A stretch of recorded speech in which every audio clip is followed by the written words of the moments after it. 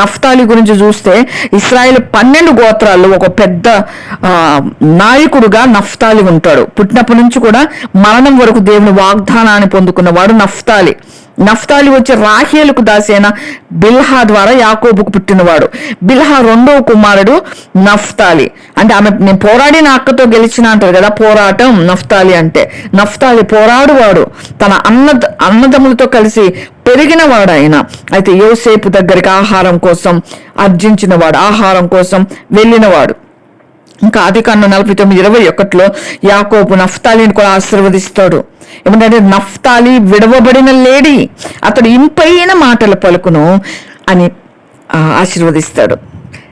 కాబట్టి నఫ్తాలి ఇంపైన మాటలు, నిజంగా ఒక మాటే మనిషిని బతికిస్తుంది అంటారు కదా, ఒక మాటే ధైర్యాన్ని ఇస్తుంది అంటారు కదా. ఒక మంచి పలుకు చాలు, ఒక మంచి ఆదరణ వాక్కు ఉంటే ఎంత ఆదరించబడతాం కదా, అటువంటి వాక్కు నఫ్తాలిలో ఉంది. కాబట్టి ఇటువంటి మోషే కూడా తన మరణ సమయంలో 12 గోత్రాలను ఆశీర్వదిస్తూ నఫ్తాలి గురించి కూడా రాస్తాడు. కటాక్షం చేత తృప్తి పొందిన నఫ్తాలి, కటాక్షం పొందినవాడు అంటే దయను పొందినవాడు, యెహోవా దీవెన చేత నింపబడిన నఫ్తాలి, పశ్చిమ దక్షిణ దిక్కులకు స్వాధీనపరచుకో నఫ్తాలి అంటూ మోషే గారు ఆశీర్వదిస్తాడు. ఈ ప్రదేశం గలిలియా ప్రాంతాన్ని సూచిస్తూ ఉంటది. అందుకే దేవుడు గలిలియా అని కూడా మనం వచనంలో చూసినాం కదా, యేసు ప్రభువారు సేవ చేసింది. కాబట్టి ఈ నఫ్తాలి యూదా పుస్తకాల్లో 130 సంవత్సరాలు జీవించి ఐగుప్తులో మరణించినాడని యూదా పుస్తకాల్లో చూస్తాం. తర్వాత కనానికి వెళ్ళి వారిని వారి స్వదేశంలోని సమాధి చేశారని కూడా యూదులు చెప్తా ఉంటారు. ఇంకా దెబోరా, బారాకు, సిసెరా యుద్ధంలో నఫ్తాలి కూడా ఉన్నాడు. నఫ్తాలి యొక్క జబూలును ఇద్దరిలో 10,000 మందిని తీసుకురావడం చెప్తారు. కాబట్టి నఫ్తాలి గోత్రంలో 37,000 మంది దావీదు పక్షాన చేరతారు అని మిద్యానీయులతో యుద్ధం చేసేటప్పుడు, ఎవరు మిద్యానీయులతో చేసే గిద్యోను యుద్ధం చేసేటప్పుడు కూడా నఫ్తాలి గోత్రంలో 37,000 మంది దావీదు పక్షాన చేరతారని మనం అక్కడ చూస్తాం. ఇంకా యెహోషాపాతు రాజు కాలంలో కూడా నఫ్తాలి గోత్రము వాళ్ళ పండుగలో పాల్గొన్నట్టు చూస్తాం. ప్రతి పోరాటంలో గెలిచిన వాడు నఫ్తాలి గోత్రం. దేవుడు తోడుగా ఉన్న కారణాన్ని బట్టి ఆయన అన్నిట్లో విజయం పొందుకున్నాడు. అందుకే దేవుడు మనకు తోడుగా ఉంటే అన్ని విజయమే. దేవుడు అవమానపరిచిన తిరిగి జ్ఞాపకం చేసుకుని ఆశీర్వదించినాడు. యోర్దాను అనగానే మనకు జ్ఞాపకం వచ్చేది నిజంగా ఎలీషా, ఏలియాలు యోర్దాను నదిని పాయలు చేసినారు, నిజంగా యోర్దాను నదిని. కాబట్టి ఈ విధంగా ప్రభువారు అవమానానికి అప్పచెప్పిన తిరిగి జ్ఞాపకం చేసుకున్నవాడు. అంత గొప్ప దేవుడు మన దేవుడు. అందుకే దేవుడు ఇచ్చిన వాగ్దానం నెరవేర్చువాడు. అంటే అంతకుముందు యాకోబు ఇచ్చిన ఆశీర్వాదం, మోషే ఇచ్చిన ఆశీర్వాదం నెరవేర్పుగా అన్ని జనులు గలియా ప్రదేశం మహిమ గలదానిగా చేయుచున్నానని చెప్తా ఉన్నాడు దేవుడు. తర్వాత 2వ వచనం, చీకటిలో నడుచు జనులు గొప్ప వెలుగును చూచుచున్నారు. గతంలో చీకటిలో ఉన్నారు, గొప్ప వెలుగు చూడాలంటే ప్రభు ఇచ్చిన ఆశీర్వాదాలు వాళ్ళు పొందుకున్నారు, వెలుగులో ఉన్నారు, మంచి ప్రదేశంలో వాళ్ళు జీవిస్తున్నారు. మన ఛాయగల దేశవాసుల మీద వెలుగు ప్రకాశించును. మన ఛాయలో ఉన్న వాళ్ళు కూడా వెలుగు ప్రకాశించాలంటే మన దేవుడు వెలుగుమయమైన దేవుని కలిగి ఉంటే మన ఛాయలో కూడా వెలుగు ప్రకాశిస్తుందంట. దేవుడు మనకు వెలుగై ఉన్నాడు. సూర్యుని కంటే తేజస్సు కలిగిన దేవుడు మనకు వెలుగు, ఆయనలో చీకటి లేదు. అటువంటి దేవుడు మనం కలిగి ఉన్నాం కాబట్టి మన ఛాయలో కూడా మనం వెలుగును చూస్తాం. అది దేవుడు చెప్పేది. నీవు జనమును విస్తరింపజేయుచున్నావు, వారి సంతోషము వృద్ధిపరుచున్నావు. కోతకాలమున మనుష్యులు సంతోషించినట్లు, దోపుడు సొమ్ము పంచుకున్న వారు సంతోషించినట్లు వారిని సన్నిధిని సంతోషించుచున్నారు. ప్రభువిచ్చు సంతోషం, ప్రభువిచ్చు ఆనందం, అందులో ఎక్కడ ఏది కొద ఉండదు. ఆయన ఇచ్చే సంతోషం ఎవ్వరూ తీసివేయలేరు. ఎవరికి చేత కాదు ప్రభు ఇచ్చే సంతోషం, ప్రభు ఇచ్చే రక్షణ ఆనందం. ఎన్ని ఇరుకు ఇబ్బందులున్నా ఆయన ఇచ్చిన ఆనందం మనలో నుంచి తొలగిపోదు. ఎన్ని కష్టబాధలున్నా ఆయన ఇచ్చిన సంతోషం. రాత్రి దుఃఖం వచ్చి ఉదయకాలం, రాత్రి ఏడుపు వచ్చి ఉదయం సంతోషం కలిగినట్లుగా అటువంటి దేవుడు మన దేవుడు. రక్షించబడిన ఆయన పిల్లలకి కొంతసేపు ఏడ్చినా తిరిగి ఆయన సంతోషం ఇస్తాడు, సంతోషం ఇచ్చేవాడు. అటువంటి దేవుడు. ఆయన ఇచ్చే సంతోషం ఏది తొలగించలేదు మన ఏది కూడా దూరం చేయలేదు. ఏది కూడా మనల్ని దూరం చేయలేదు ఆయన ఇచ్చిన సంతోషం నుంచి. అటువంటి గొప్ప దేవుడు మన దేవుడు. దోపుడు సొమ్ము పంచుకునే ఎవరైనా సొమ్ము దొరికింది అనుకోండి, బాగా మనకు పలానా చోట ఇంత బంగారం ఉందంట, పోయి తెచ్చుకోండి అంటే తెచ్చుకుంటే అంత సంతోషపడతాం కదా. ఆ దినాల్లో ఇశ్రాయేలు ప్రజలు కూడా దోపుడు సొమ్ము పంచుకున్నారు. యుద్ధాలు పోయినప్పుడు దేవుడు దోపుడు సొమ్ము పట్టుకోండి, ఐగుప్తుల దగ్గర నుంచి ఒలుచుకొని పోయినారు. అనేక ప్రాంతాల్లో సంతోషించినారు. అటువంటి సంతోషం మన ప్రభు ఇచ్చే సంతోషం. అది దేవుని సన్నిధిలో ఉంటుంది. వారిని సన్నిధిలో సంతోషం, దేవుని సన్నిధిలో సంతోషం, ఆనందం. దుఃఖం ఎగిరిపోతుంది, ఏడ్పు నిట్టూర్పు ఎగిరిపోతాయి. ఇప్పుడు దేవుని సన్నిధిలో మన దేవునితో గడిపే సమయంలో, చిరకాలం ఆయనతో జీవించే సమయంలో మనకు ఎప్పుడు నిత్యానందం, భూమి మీద పరమన. ఆ విధంగా 4వ వచనం చూస్తే, మిద్యాన దినమున జరిగినట్లు వారు బరువు కాడిని నీవు విరిచి ఉన్నావు. మిద్యాన దినాల్లో కొన్ని విషయాలు జరిగినాయి. దానంటే దేవుడు విరిచేసినాడంట. వాని మెడ కట్టు కర్రను, వాని తోలు, వాని కొలడాలను విరిచేసినావు. దేవుడు బాధను దుఃఖమును విరిచేసేవాడు. దేవుడు శిక్షించిన తిరిగి జ్ఞాపకం చేసుకునేవాడు.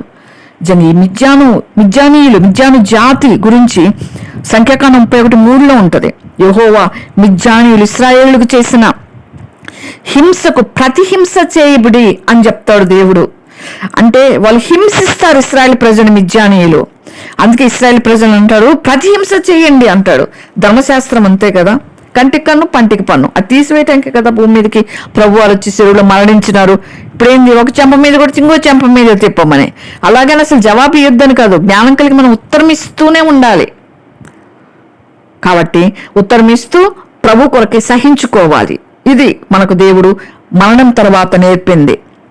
కాబట్టి అటువంటి మిద్యానీయులకు ప్రతిహింస చేయండి అంటున్నాడు దేవుడు, ఇస్తున్నాడు ఇశ్రాయేలుకి. మోషే మిద్యానీయులు ఇశ్రాయేలుకి దేవుని శత్రువులుగా కనబడతా ఉన్నారు. మోషేకి ప్రతిహింస చేయమని దేవుడు చెప్తా ఉన్నాడు. ఇది మిద్యానీయులకు. ఈ మిద్యానీయులకు మూల పురుషుడు ఎవరంటే మిద్యానే. ఆదికాండం 25:1-2 ఉంటుంది. అబ్రహాము శారా చనిపోయినప్పుడు కెతూరాని వివాహం చేసుకుంటాడు కదా. ఈ కెతూరా అతని కుమారుని కంటది. జిమ్రాన్ని, యక్షాన్ని, మెదాన్ని, మిద్యాను వచ్చి కెతూరా కుమారుడు. మొదటి దినవృత్తాంతాలు 1:31-32 చూస్తే మిద్యానీయులు అక్కడ కూడా కనిపెడతారు. కెతూరా ద్వారా పుట్టిన వాళ్ళని. అబ్రహాము కెతూరాని చేసుకున్నాడు కదా. మిద్యాను నుంచి వచ్చిన జాతి మిద్యానీయులు. ఈ మిద్యానీయులందరికీ మూల పురుషుడు మిద్యాను. కాబట్టి ఈ విధంగా మనం ఆ మిద్యానీయుల గురించి చూస్తాం. ఈ అబ్రహాము కెతూరా పుట్టిన కుమారులే ఎక్కడో శత్రువులు అన్నట్టుగా చూస్తాం మనం. ఇక్కడ ఇంట్లోనే ఒకరికొకరు శత్రువులు. ఇస్సాకు అబ్రహాము కుమారుడే, ఇష్మాయేలు అబ్రహాము కుమారుడే, మిద్యాను అబ్రహాము కుమారుడే. వీళ్ళకి శత్రుత్వం, రక్త సంబంధాల మధ్యలోనే శత్రుత్వం. కానీ అబ్రహాము, ఇంకా మనం చూస్తే అబ్రహాము, లోతు, వాళ్ళు వేరే పోల్సిన పరిస్థితులు. చాలా మంది కుటుంబాలు ఈనాడు మనం ఇంకా భయంకరంగా చూస్తున్నాం. ఒకరినొకరు ఆస్తిపాస్తులు చంపేసుకుంటున్నారు. రక్త సంబంధాలు, ఒక తల్లి కడుపుని పుట్టిన వాళ్ళు ఆ విధంగా అయిపోతా ఉన్నారు. నిజంగా ధర్మశాస్త్రం కూడా ఆ ప్రకారం ఉన్న జనాల్లో పగ తీర్చుకోండి, అందుకే మిద్యానీయుల మీదకి వెళ్ళండి అని చెప్తున్నాడు దేవుడు. మిద్యాను అంటే కలహము అని అర్థం, జగడము అని అర్థం.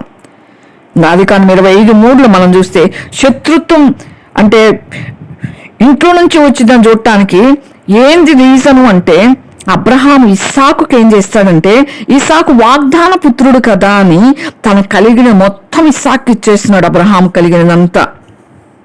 అబ్రహాము అంటే తన ఉపపత్ని అని ఉంటుంది ఒక చోట, కెతూరాకి ద్వితీయోపదేశకాండంలో వాళ్ళకి మాత్రం బహుమతులు మాత్రమే ఇచ్చారు. మిగతా వాళ్ళకి, ఇస్మాయిల్కి అయితేమి, కెతూరా సంతానకైతేనేమి.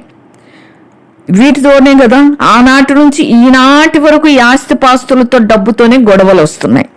దాంతోనే సమాధానం పోద్ది, దాంతోనే మనుషులు దూరం చేసుకుంటారు. ఆ రోజు కూడా అదే జరిగింది. అబ్రహాం ఇంట్లో ఎంత ఇస్సాకు ఇచ్చేసినాడు, మాకు ఇవ్వలేదు అని. కాబట్టి అందుకే వీరికి, ఈ కుటుంబ సభ్యులకి ఈ విధంగా శత్రుత్వం వచ్చింది. ఈ మిద్యానుకు కూడా ఈ విధంగా, ఈ మిద్యాను సంబంధికులు అందరూ కూడా ఈ విధంగా శత్రువులైపోయినారు ఇశ్రాయేలు ప్రజలకి. అక్కడ నివాసం ఉన్న కాలంలో మోయాబీలు వచ్చి మిద్యానీయులతో గొడవ పెడతారు ఆ దినాల్లో. కాబట్టి ఇటువంటి దినాల్లో కూడా నిజంగా వాళ్ళని దేవుడు చివరికి మనము ఏం చూసినాం ఇక్కడ చదివిన తర్వాత చూద్దాం. కొరడాలతో విరిచి ఉన్నాం. అటువంటి పరిస్థితుల్లో ఉన్న బిడ్డలను కూడా దేవుడు ప్రేమించినాడు. ఆయన ఎవరిని విడిచిపెట్టడు అని. ఇశ్రాయేల్ హింస పెట్టిన మిద్యానీయుని కూడా దేవుడు విడిచిపెట్టలేదు. ఎందుకు విడిచిపెట్టలేదంటే వీరు కూడా మిద్యానీయులు ఎవరు అంటే ఆదికాండం 36-35 చూస్తే మనకు అంటే మిద్యాను కొట్టివేసిన హదదు అంటే ఏమంటుందంటే మోయాబు మిద్యానును దోచుకున్నాడు అని ఉంటుంది. ఈ మిద్యానీయులు ఇష్మాయిలీలు కలిసి వ్యాపారం చేసుకున్నారు. అంటే అబ్రహాముకు పుట్టిన ఇష్మాయిలీలు, కెతురాకు పుట్టిన ఈ మిద్యానీయులు కలిసి వ్యాపారం, వీళ్ళిద్దరు కలిసిపోయినారు. ఇంకా చూస్తే ఆదికాండం 37-28 మిద్యానీయులైన వీళ్ళు వర్తకులు వ్యాపారాలు చేసేవాళ్ళు. మిద్యానీయులు యోసేపును కొనుక్కుంది కూడా వీళ్ళే కదా. మిద్యానీయులు అటువైపుగా వెళ్తా ఉంటే ఇష్మాయిలీలకి 20 తులముల వెండికి అమ్మి వేసినారు కదా వీళ్ళే. వీళ్ళందరూ కూడా అట్లా లింకులో ఉన్నవారే. ఇష్మాయిల్ ఎవరు? అబ్రహాము కుమారుడు. మిద్యాని ఎవరు? అబ్రహాము కుమారుడు. యోసేపు ఎవరు? అబ్రహాం మనమడు. యాకోబు అబ్రహాం మనమడు. అబ్రహాం యొక్క కుమారుడైన యోసేపును కొనుక్కుంది ఇష్మాయేలీలు, కొనుక్కొని పోయింది మిద్యానీయులు. ఎంతగా ఉంది కదా. వీళ్ళందరూ కూడా కలిసి ఉన్నారు అని మనకి ఇక్కడ కనబడతా ఉంది. నిజంగా చాలా మంది కూడా మనుషులు కొనే దినాలు, మనుషులు బానిసలుగా చేసుకునే దినాలు ఈరోజు కూడా లేకపోలేదు. ఆనాడు ఉన్నారు, ఈనాడు ఉన్నారు. ఈనాడు కొనుక్కోపోయిన బానిసలుగా చూసే దినాలు ఉన్నాయి. ఇంకా చూస్తే నిర్గమకాండం మనము 2:15 చూస్తే మోషే కాలంలో కూడా వీళ్ళు కనబడతారు మిద్యానీయులు. మోషే ఒక మిద్యానీని చంపినప్పుడు పారిపోతాడు. అది ఫరోకు తెలిసినప్పుడు పారిపోతాడు కదా. ఎక్కడికి పోతాడు? మిద్యాను దేశంలో బావి యొద్ద ఉంటాడు మోషే. అక్కడ సిప్పోరాను చేసుకుంటాడు. మరి సిప్పోరా ఎవరు అంటే మిద్యానీయురాలు, ఇత్రో కుమార్తె, రఘుయేలు కుమార్తె సిప్పోరాను చేసుకున్నాడు. అంటే మిద్యానీయుల కుమార్తెను మోషే చేసుకోవాల్సి వచ్చింది అక్కడ. ఆదికాండం 31 కూడా ఇశ్రాయేలు మిద్యానీయులు హింస చేయమన్నాడు, ప్రతిహింస చేయమన్నాడు దేవుడు. ఆదికాండం మనము 31 చూస్తే కెతురా కుమారులు యూదా వంశస్థులు కూడా ఖర్జూరపు చెట్ల పట్టణంలో నుండి ఆరాదు దక్షిణ దిక్కులో యూదా అరణ్యమునకు వెళ్ళి అక్కడ వాళ్ళందరూ కూడా నివసించినట్లుగా మనం చూస్తాం. ఎవరు? యూదా జనాంగం, మోషే మామ యొక్క కుమారులు వీళ్ళందరూ కూడా. కాబట్టి ఈ విధంగా మనం లింకుగా చూస్తాం. అంటే మన సృష్టికర్త అయిన దేవుడు పుట్టించిన మనుషులకి ఒకరి తర్వాత ఒకరు లింకుగా వస్తూ వాళ్ళల్లోనే వాళ్ళకి శత్రుత్వం ఏర్పడింది. ఎందుకు శత్రుత్వం ఏర్పడుతుందంటే అంటే ఇవే ఆస్తిపాస్తులతోటి, డబ్బుతోటి, ప్రేమ లేని పరిస్థితులతోటి, దేవుని యొక్క మనస్సు ఎరగకపోవటంతో, ఇస్సాకు దేవుని యొక్క వాగ్దాన పుత్రుడు, అబ్రహాం చేసిన పొరపాటు, శారా చేసిన పొరపాటు వలన వచ్చిన సంతానం మూలంగా, ఇంకా మరలా తిరిగి అబ్రహాము కెతురా ద్వారా వచ్చిన సంతానం మూలంగా శత్రుత్వాలు ఏర్పడినాయి. ఇశ్రాయేలీలు ఐగుప్తు నుండి వచ్చినప్పుడు 1 సమూయేలు 15:6 కూడా కనపడతారు. వీళ్ళు ఇశ్రాయేలు ఐగుప్తు నుంచి వచ్చినప్పుడు సహాయం చేసిరు కనుక అమాలేకీయులు కూడా నేను మిమ్మల్ని నాశనం చేయకూడనట్లు వీరు హింస నుండి బయలుదేరి పోడని కయీనానీయులకును వర్తమానం పంపక అమాలేకీయుల నుండి వెళ్ళిపోయిరి. వీరు యూదులతో కలిసిపోయినారు. ఈ 1 సమూయేలు 15:6 చూస్తే మనం ఆ టైంలో సౌలు కాలంలో వీళ్ళు యూదులకి దేవుడు వాళ్ళని ప్రత్యేకపరిచినాడు. ఎందుకంటే మోషేను బట్టి జ్ఞాపకం, సిప్పోరాను బట్టి జ్ఞాపకం చేసుకునొచ్చు ప్రభు. ఇత్రోను బట్టి, ఇత్రో ఒక టైంలో సాక్ష్యం ఇస్తాడు సమస్త దేవతల కంటే దేవుడు పూజార్హుడు అని. నిజంగా అందుకే దేవుడు ఒక మూల కనిపెడుతుంటాడు, ఎక్కడ దొరుకుతారా వీళ్ళు మేలు చేయటానికి అని. నిర్గమకాండం 18:10 ఉంటుంది. మోషే మామయ్యని ఇత్రో దేవుని స్తుతిస్తాడు అని. సమస్త దేవతల కంటే గొప్పవాడిని సాక్ష్యం ఇస్తాడు అక్కడ. మిద్యానీయులో ఉండి ఇత్రో కుమారులకు దేవుడు అందుకే తప్పిస్తాడు ఆపద నుంచి. కాబట్టి వీళ్ళు మంచోళ్ళ అంటే కాదనే చెప్పాలి. ఎందుకంటే ఇశ్రాయేల్ తన జనం, దేవుని జనం, వాళ్ళని హింసిస్తారు మిద్యానీయులు తర్వాత కాలంలో. అయినా కూడా దేవుడు అంటాడు 4వ వచనం, మిద్యాను దినము జరిగినట్లు వారు బరువు కాడిని విరిచి ఉన్నావు. దేవుడు విరిచేసినాడు వాళ్ళ మీద ఉన్న బరువు యొక్క కాడిని. వారి మెడకు కట్టు కర్రను వారు తోలుకొని కొరడాలను విరిచేసినావు. దేవుడు మేలుకై జ్ఞాపకం చేసుకోవాలని చూస్తూ ఉంటాడు. ఇంకా సంఖ్యాకాండం 25:16 మిద్యానీయులు తంత్రాలు పన్నుతారు. చిన్న తంత్రాలు పన్నే వాళ్ళతో చాలా దూరంగా ఉండాలి. తంత్రాలు అంటే లోపల ఒకటి పైన ఒకటి. మేలు చేసినట్టే ఉంటారు, మేలు చేయరు. అన్ని విషయాలు రాబడతారు, దానికి తగ్గట్టుగా కీడు చేస్తారు. ఇటువంటి వారు తంత్రములు, వీరిని దేవుడు అస్సలు క్షమించలేడు. అందుకే ఈ మిద్యానీయులు ఇశ్రాయేలు పైన తంత్రాలు పన్నినాడు, అయినా దేవుడు క్షమించినాడు. ఎందుకు? ఇత్రోని బట్టి, ఇత్రో దేవుని స్తుతించును బట్టి, ఇత్రో దేవుని నమ్మటాన్ని బట్టి, ఇత్రో దేవుని గురించి సాక్ష్యం ఇవ్వటాన్ని బట్టి మన దేవుడు క్షమించువాడు. ఆయన జ్ఞాపకం చేసి ఇశ్రాయేలుని హింసించినారు వీళ్ళు వారు. అందుకే దేవుడు అంటాడు సంఖ్యాకాండం 25:16 వారిని మీరు బాధ పెట్టి హతం చేయండి అంటున్నాడు దేవుడు. మిమ్మల్ని బాధ పెట్టిన వారిని మీరు కూడా బాధ పెట్టండి, హింస పెట్టి చంపండి అంటున్నాడు. ఆ దినాల్లో ధర్మశాస్త్ర కాలంలో ఇంకా ప్రభువారు మనకు చనిపోలేదు కాబట్టి వారికి వారే కీడు చూసి ఆ దినాలు యుద్ధాలుండే. తంత్రముల వలన వాళ్ళు చేసిన పనులకి ప్రభువారు వాళ్ళ మీద ప్రతీకారం తీర్చుకోమన్నాడు మిద్యానీయుల మీద. ఇంకా న్యాయాధిపతులు 8:28 చూస్తాం, గిద్యోనున్నంత వరకు మిద్యానీయులకు ఇశ్రాయేలుకు మధ్య తలెత్తుకోలేని పరిస్థితి వచ్చింది ఆ దినాల్లో. ఆ తర్వాత వాళ్ళ చరిత్రలో కూడా కనపడరు. నిజంగా అటువంటి దేవుడు మన దేవుడు. ఆయనకి అంటే దేవుడు శిక్షిస్తూనే ఆయన తిరిగి సమకూర్చుకునేవాడు, వారికి కాడిని విరగొట్టినవాడు, మన మీదున్న భారాలు తొలగించేవాడు. మనం తండ్రి అని మనం ఆయన పాదాల దగ్గర పెడితే ఏ విధంగా జ్ఞాపకం చేసుకుంటాడు అని మనం చూస్తూనే వస్తున్నాం. యెషయా 10:26 కూడా ఉంటుంది, ఓరేబు బండ ఎత్త మిద్యానును హతము చేసినట్లు వెనుక గోతులు తవ్వేవారు కూడా నిజంగా మిద్యానీయులు అని ఉంటది. అటువంటి వారు అని మనకు కనబడతా ఉంది. కాబట్టి మనం ఆ విధంగా మనం చూస్తాం. తర్వాత 6వ వచనం చూసుకున్నాం. తర్వాత 5వ వచనం, యుద్ధపు సందడి చే యూదులందరూ జోళ్లును రక్తంలో పొరలింపబడిన వస్త్రములను అగ్నిలో వేయబడి దహింపబడిన. ఈ విధంగా వాళ్ళకి మధ్య యుద్ధాలు జరిగినాయి. అవన్నీ కూడా అగ్నిలో దహింపబడినాయి అంట. ప్రభు క్షమించేవాడని కనబడుతుంది. అదే సమయంలో ఆయన ప్రతీకారము తీర్చుకునేవాడు. ఆయన బిడ్డల్ని బాధ పెడితే, ఆయన బిడ్డల్ని గాయపరిస్తే, ఆయన బిడ్డల్ని హింసిస్తే ఆయన తట్టుకోలేడు. మన పిల్లల్ని ఏమైనా బాధిస్తే చూస్తూ గమ్ముకుంటామా? ఆ బాధ పెట్టండి అని వదిలేస్తామా? ఆయన బిడ్డల్ని కాపాడుకోవటానికి దేవుడు ప్రతీకారం చేయాల్సి వచ్చింది మిద్యానీయుల మీద. ఆ దినాల్లో తిరిగి జ్ఞాపకం చేసుకొని మేడ మీద యొక్క భారాన్ని విరగ్గొట్టినాడు. 6వ వచనం చూసుకున్నాం. ప్రభు వారి గురించి దేవుడు చెప్పిన 6వ వచనంలో ఉన్న ప్రవచనాన్ని, అక్షరాల క్రొత్త నిబంధనలు మనం చూస్తాం కదా. మత్తయి సువార్తలో, లూకా సువార్తలో, ప్రభువారి యొక్క సువార్తలన్నిటిలో ఆయన యొక్క మరణం గురించి మనం చూస్తాం.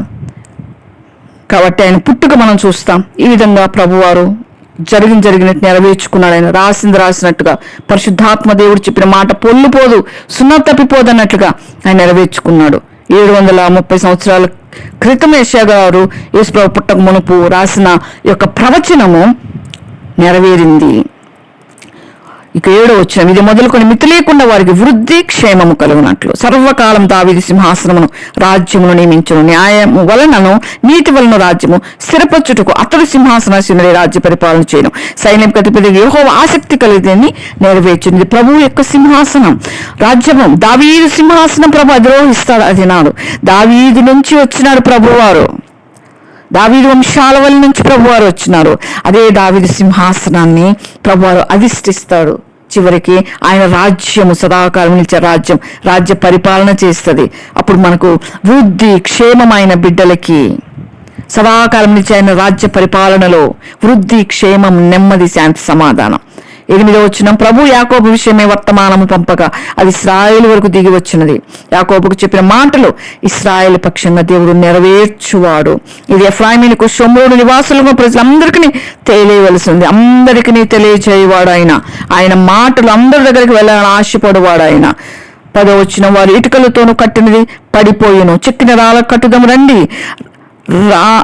రాణి కర్రతో కట్టినది నరకబడిను, వాటికి మారుగా దేవదారు కర్రను చేయడం రండిని అతిశయపడి గర్వంతో చెప్పుకొంచున్నారు. నిజంగా ఎన్నో మార్లు దేవాలయం పడగొట్టబడింది కదా, ఇది 3వసారి పడగొట్టబడింది. ఆయన కట్టుకున్నది ఇటుకలతో కట్టినది పడిపోయింది. మళ్ళీ మనం కట్టాలని అతిశయిస్తున్నారు శత్రువులు. గర్వంగా మాట్లాడుకుంటున్నారు. యెహోవా వారి మీదికి రెజీనును విరోధులైన వారిని హెచ్చించును, దాని శత్రువులను రేపుచున్నాడు. ప్రభువుకు విరుద్ధంగా చేస్తే ఆయన శత్రువులను రేపుతాడు. ఆయన బిడ్డల జోలికి వస్తే వారి శత్రువులు లేపుకుంటాడు. ఆయన ఇశ్రాయేలు ప్రజల్ని కాపాడువాడు, కునుకడు నిద్రపోడు. ఇశ్రాయేలు ప్రజలు కూడా తన వారిని కూడా శిక్షిస్తూనే సరి చేసుకుంటూ వచ్చినాడు. ఆయన తిరిగి ఆశీర్వదిస్తూ వచ్చినాడు. యెహోవా వారి మీదకి ఈ విధంగా శత్రువులను రేపినాడు. తూర్పున 12వ వచనం, సిరియాను పడమట ఫిలిస్తీయులను నోరు తెరిచి ఇశ్రాయేలును మృంగవలెనని ఉన్నారు. ఇప్పుడు జరుగుతూనే ఉన్నాయి కదా, అవే కదా యుద్ధాలు. సిరియా వాళ్ళు, చుట్టుపక్కల ఉన్న అన్ని శత్రు రాజ్యాలు అయిపోయినాయి. ఇశ్రాయేల్కి మింగాలని ఉన్నారు. ఆనాడు చెప్పిన ప్రవచనాలు ఈనాటికి జరుగుతూనే ఉన్నాయి.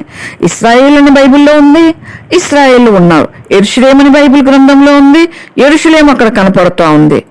అన్ని కనిపిస్తున్నాయి. దేవుడు చెప్పిన రాజ్యాలన్నీ కనిపిస్తున్నాయి. అయినా నమ్మరు. బైబిల్ దేవుడు నిజమైన దేవుడు నమ్మిక కలగనివ్వట్లేదు సాతానుడు. ఇలాగు జరిగినను ఆయన కోపం చల్లారలేదు. ఆయన బాహు ఇంకనూ చాపబడి ఉన్నది. నిజంగా దేవుడు శత్రువులు కూడా ప్రేమించే దేవుడు అని రుజువుపరుచుకుంటుంటాడు.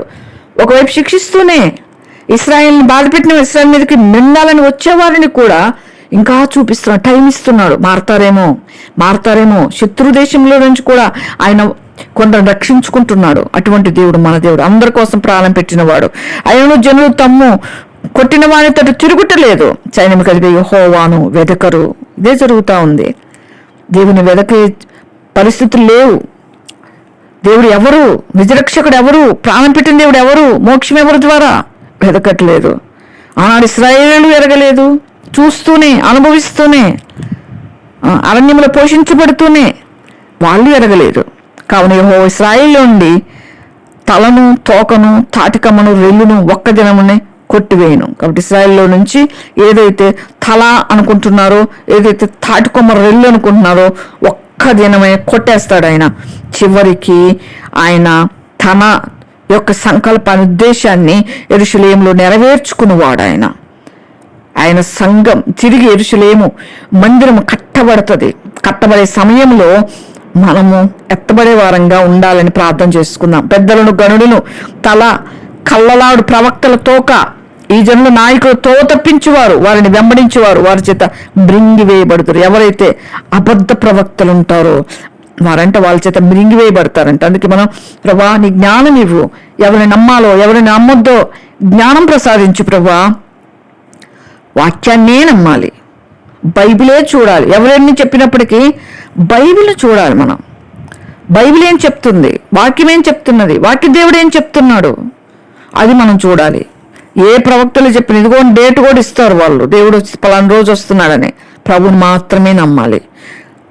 వారందరూ భక్తిహీనులను దుర్మార్గులై ఉన్నారు అంటాడు 17వ వచనంలో. ప్రతి నోరు దుర్భాషలాడును. కాబట్టి ప్రభు వారి యవనస్తులను చూచి సంతోషింపడు.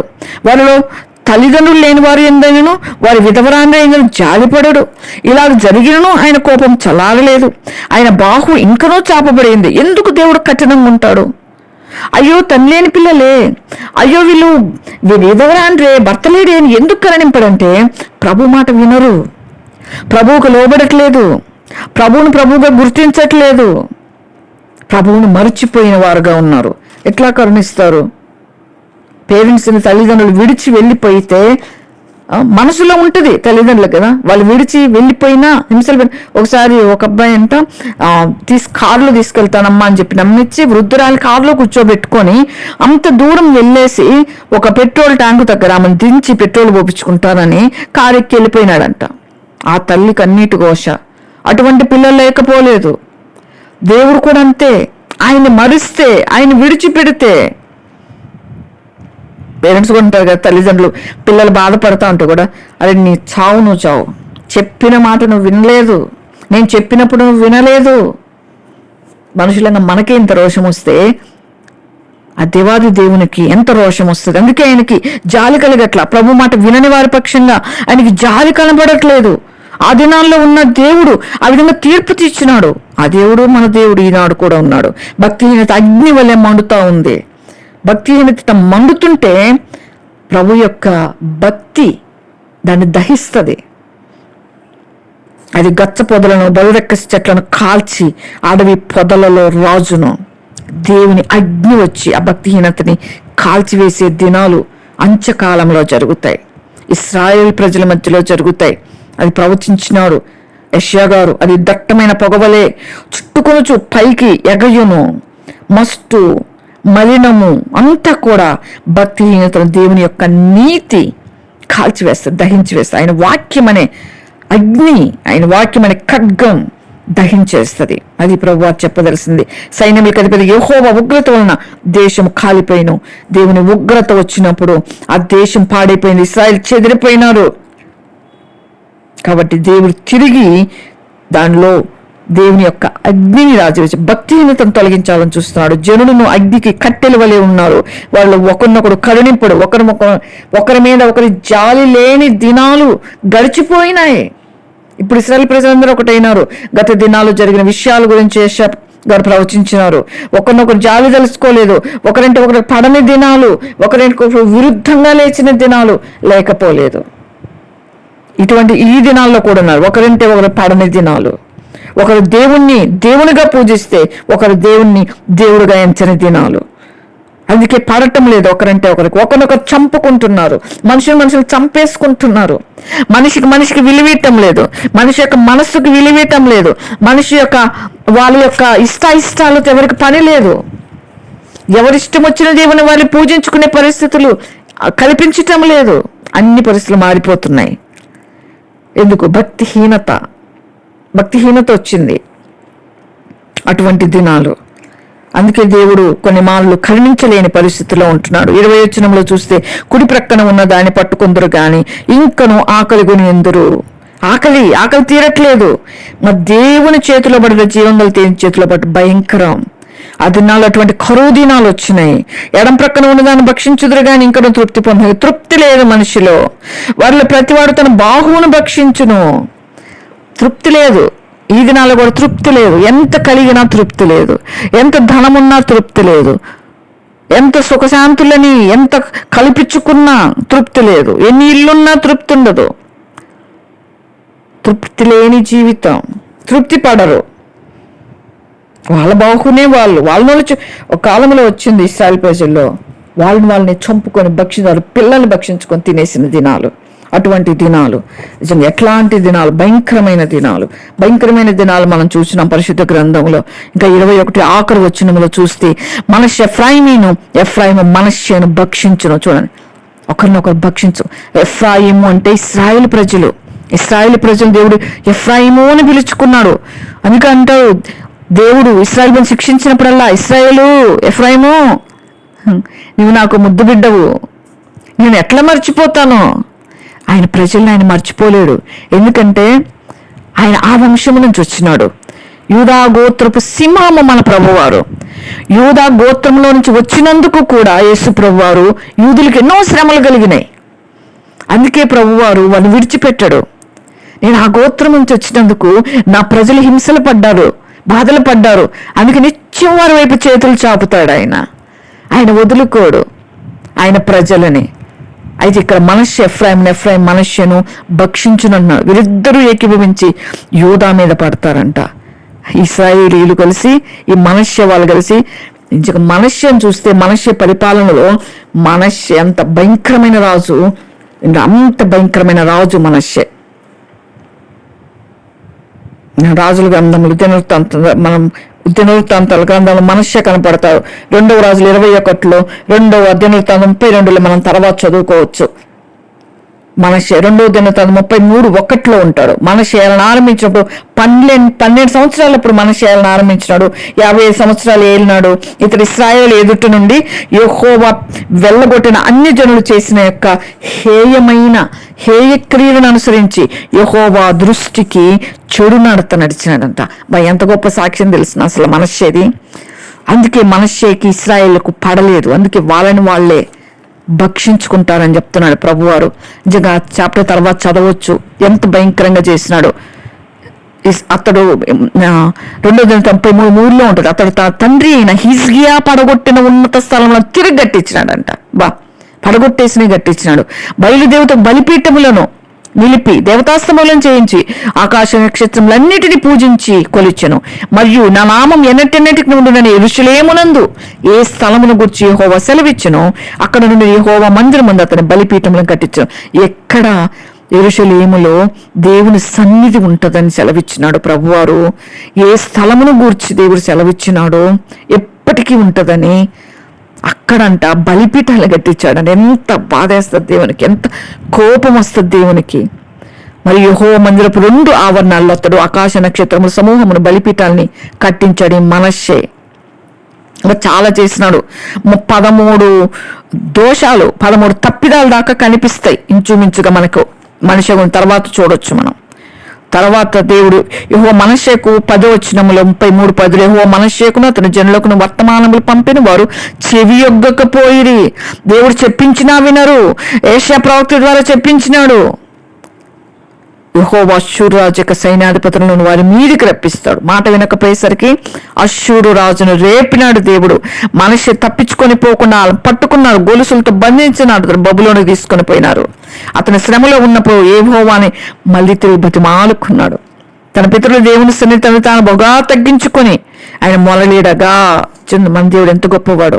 అంత కోపం పుట్టిస్తే కూడా పశ్చాత్తాపడితే ఆయన అతని విన్నపములను ఆలకించి యెరూషలేమునకు అతని రాజ్యంలోనికి అతను తిరిగి తీసుకుని వచ్చినప్పుడు యెహోవా దేవుడై ఉన్నాడని మనష్షే తెలుసుకొనెను అని ఉంటుంది. నిజంగా మన దేవుడు క్షమించువాడు. ఏదేమైనప్పటికీ మనష్షే, ఎఫ్రాయిము ఒకరినొకరు భక్షించుకుంటారని చూస్తాం. ఇశ్రాయేల్ ప్రజలు మనష్షే ఒకరికొకరు విరోధులైపోయినారు. ఇశ్రాయేల్ ప్రజలు పాపాన్ని చేయటానికి కారకులైనాడు. ఇశ్రాయేల్ ప్రజలకి విగ్రహాలు నిలిపినాడు. దేవుని మరచేటట్టు చేసినాడు. అందుకు వారికి శత్రుత్వం వచ్చింది. చివరికి అసలు యెషయా ప్రవక్త గారిని ఎవరు చంపారో తెలుసా? మనష్షే కాలంలో యెషయా ప్రవక్తని చంపించేసినాడు రాజు. మనష్షే ఆ యొక్క రంపముతో కోయించినాడు. అంత భయంకరుడు మనష్షే. అయినా ప్రభు క్షమించినాడు. ఎంత గొప్ప దేవుడు ఆయన! ప్రవక్త, దేవుని గురించి ప్రవచించిన ప్రవక్త, రక్షకుని గురించి ప్రవచించిన ప్రవక్త. యెషయా అనగానే యెహోవా నా రక్షకుడు అని అర్థం. యెహోవాని రక్షకుడుగా చేసుకొని ధైర్యంగా రాజుల దగ్గర ప్రవచించిన ప్రవక్తని చంపించేసినాడు. ఇంత భయంకరం. అందుకే దేవుడు శత్రువుని రేపినాడు. కాబట్టి మనం వీటి ద్వారా ప్రభువుకి మనం దగ్గరకుంటే ఏది మనల్ని ముట్టదు. అంత భయంకరమైన మనష్యని క్షమించిన దేవుడు మనం ఆయన్ని పట్టుకుంటే మనకు విజయమే విజయం. అది మనం గ్రహించాలి. ఆయన క్షమించువాడు, రక్షించువాడు, కాపాడువాడు. ప్రభు పాదాలు పట్టుకుంటే ఆయన ఉండలేడు.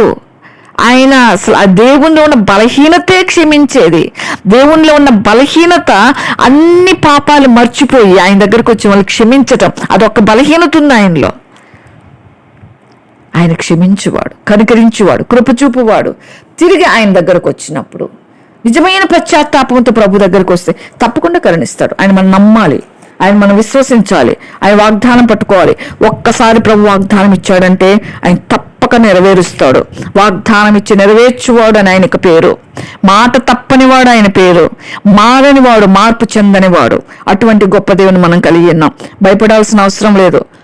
మనం రక్షించబడినప్పటి నుంచి ఇప్పటి వరకు మనకు దేవుడు ఇచ్చిన వాగ్దానాలన్నీ కూడా మనం స్వతంత్రించుకోవాలి, ఎత్తి పట్టాలి. వాగ్దానం దేవుడు ఏమేం మనతో అనుదిన జీవితంలో ఏం మాట్లాడినాడో, వాగ్దానాలు ఏమైతే మనకి ఇచ్చాడో వాటన్నిటిని కూడా ప్రభువా గతంలో నేను ప్రార్థించినప్పుడు ఈ వాగ్దానం ఇచ్చావు కదా అని ప్రభువుని మనం దొరికించుకోవాలి, ఆయన పట్టుకోవాలి, ప్రభువుని మనము చిక్కించుకోవాలి.